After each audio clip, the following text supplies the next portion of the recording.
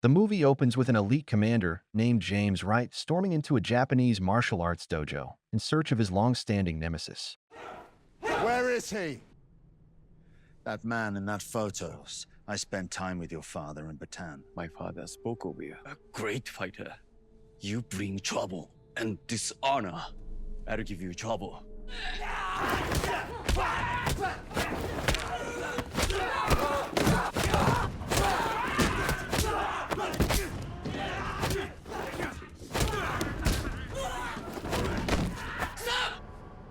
What is it you've come here for?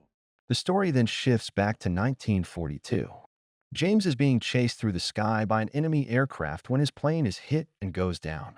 At this time, the Japanese army is completing its brutal 3-month campaign to seize the final strongholds across Asia. After the crash, James is seen dragging his injured comrade out of the water.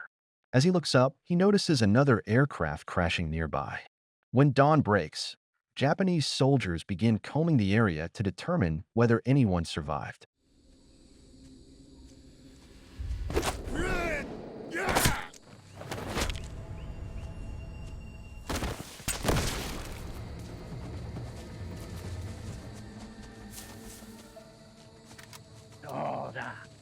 James is soon captured and brought before the Japanese commander Ito.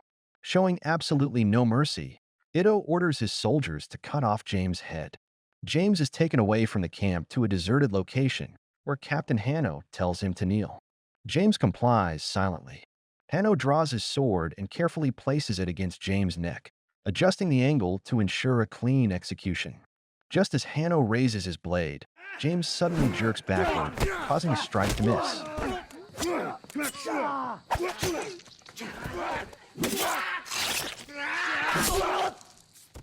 James escapes, but the Japanese soldiers quickly give chase. In his panic, James stumbles into a trap they had set earlier. His knife slips from his hand and falls to the ground, leaving him helpless. He is recaptured and taken back to the camp. Furious, Commander Ito demands to know why James is still alive. Captain Hanno explains that James attempted to escape but was caught in their trap. When Ito learns that James killed several soldiers, including Captain Hirano, he completely loses his temper. James Wright, Corporal Hirano, was like a brother to me. Best condolences. Tomorrow, you die. Captain Hanno offers to execute James immediately, but Ito refuses.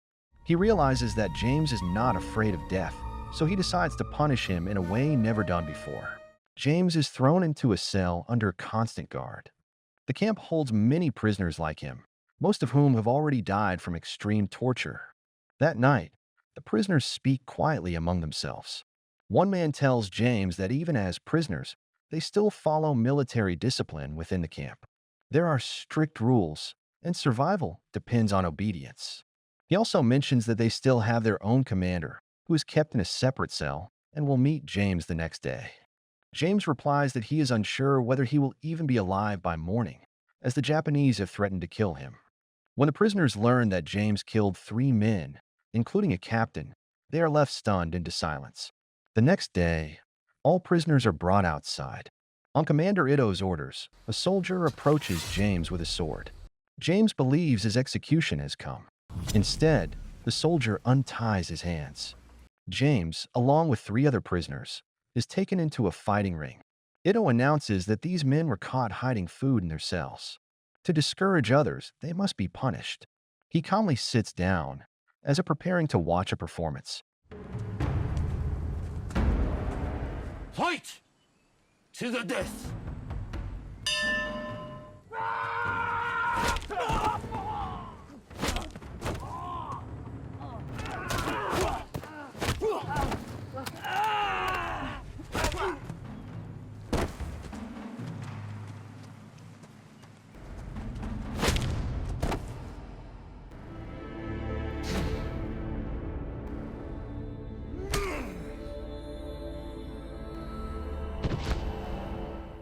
Later, Ito storms inside angrily.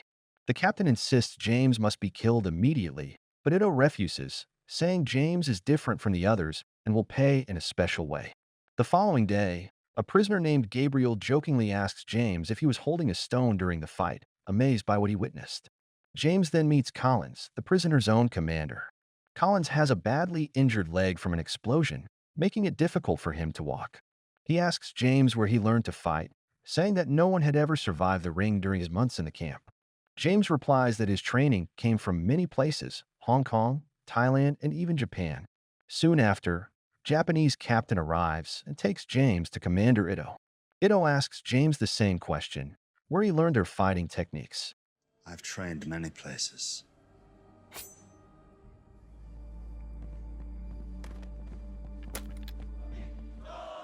James, do you like a drink? Let's get this done.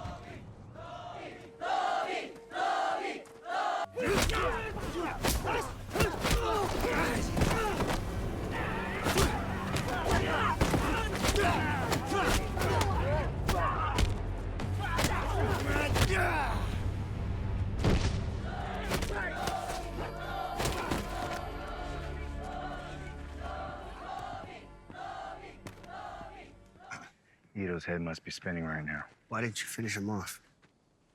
They don't want to die any more than we do. Okay. Because in about a week, they're gonna march us to another camp. We need a radio. A radio is stationed near a guard post by the watchtower. The next day, prisoners deliberately start a fight to distract the guards. As the guards rush in, James climbs the watchtower and steals the radio. Gunshots are fired into the air to restore order, but James has already succeeded. During this moment, a nurse notices him, and James signals her to remain silent. Moments later, a guard approaches the nurse and begins harassing her. When she resists, he slaps her violently, knocking her to the ground. James watches helplessly, filled with guilt. James carefully hides the radio and sneaks it into their cell. One prisoner warns that the radio can only receive signals, not send them. If they attempt a distress call, they will be caught. He also warns that if the guards discover the radio is missing, everyone will be tortured until it is found. James reassures them, saying the camp has many radios and one missing will go unnoticed. The next day, Commander Ito gathers all prisoners and announces that some were seen entering restricted areas. He accuses Collins, but Collins insists they have the wrong man. That night, James sneaks out of the camp with the radio and travels deep into the jungle. Turning it on, he hears voices speaking in Navajo. Meanwhile, a guard checks the prisoner's cell and lifts James' blanket, finding only empty sacks. Strangely, the guard does not raise the alarm and quietly leaves. James returns to the camp and tells the others that American forces are nearby, as he heard Navajo code over the radio, even though he could not understand it. He then explains his escape plan. When he first arrived, he noticed a glider with no engine. However, it has a hook designed to be pulled into the air by another plane. If an aircraft flies low enough, it can latch on and tow them to safety. Gabriel points out that the plan is extremely risky and could fail if the hook does not connect. Before they can continue, a guard arrives and takes James away. Fight on this. It will help.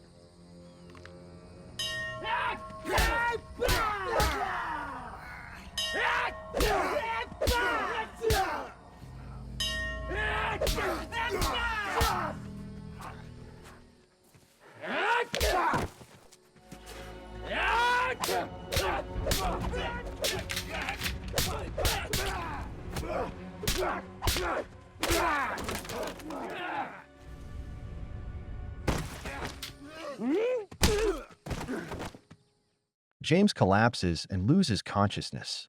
When he wakes up, he finds himself in a Japanese medical camp. His wounds have been treated, and a nurse has been assigned to care for him. He recognizes her as the same woman from earlier.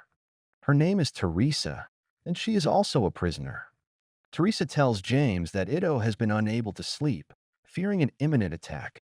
If it happens, he plans to kill all the prisoners.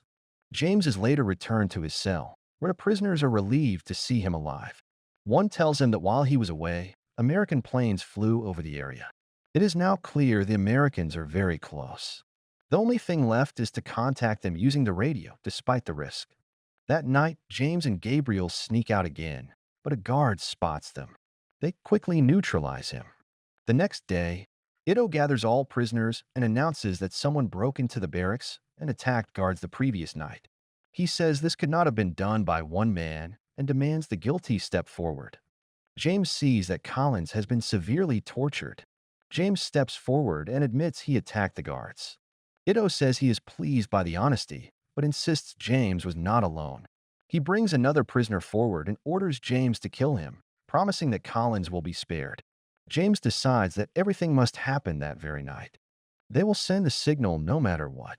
The message will include a few Navajo words, so the Japanese waste time trying to decode it. By the time they realize it means nothing, it will be too late. That night, James and Gabriel sneak out again and begin transmitting the signal.